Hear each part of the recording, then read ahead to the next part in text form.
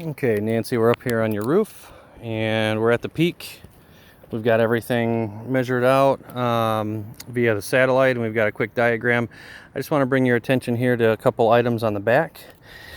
These are those can vents that we talked about. These aluminum square vents. You've got, I don't know, let's just say 15 of them. And what we would like to do is to take those out and board over them and install a continuous ridge vent all along the peak there, peak here, going over to the back.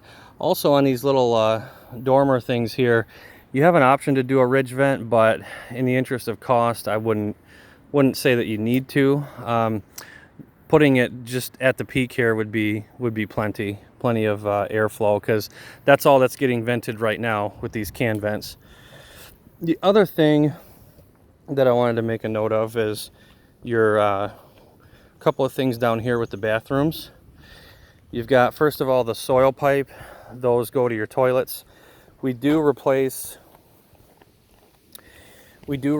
the rubber boot around those, and you can see this one's been tarred a couple of times. It might have had some leaks. The rubber tends to split over time. It cracks. You know, the nails start to rust. So we replace that with a nice aluminum boot, and then we slide a cover over this sleeve to cover up that white pipe and protect the new rubber gasket from UV exposure. So just a little bit better way of doing it. These vents here will vent your bathroom fans. It looks like you've got two of them, so we replace those as well. So you got a couple other pipes back here. Just the shingles overall, just normal wear and tear for a roof this old, and starting to get some algae growth that we talked about, but just normal wear and tear. You know, you've got nail pops every so often and exposed nails. You know, the devil's in the details. Here's a nail, rusted nail head. Here's a shingle that's creased and broken.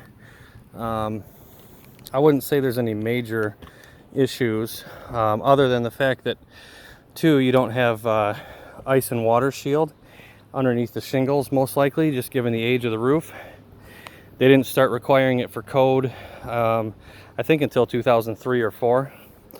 So your valleys here that are susceptible to ice damming, this is where you would have issues. And it looks like you can see their valley is cut right in the center, and usually that needs to be offset a little bit either way. On this side it would be to the dominant side, so 4 inches or so over here you would find the cut.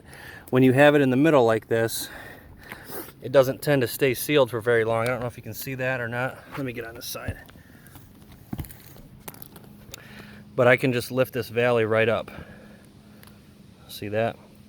So there's nothing stopping water from getting into here, ice from backing up into there, and once it does, there's nothing to stop it from melting onto your deck. But anyway, we will fix that issue and install proper ice and water shield. The gutter screens down here, just to zoom in on those, they're the old plastic kind. We don't typically, we don't reinstall them at all. Oops.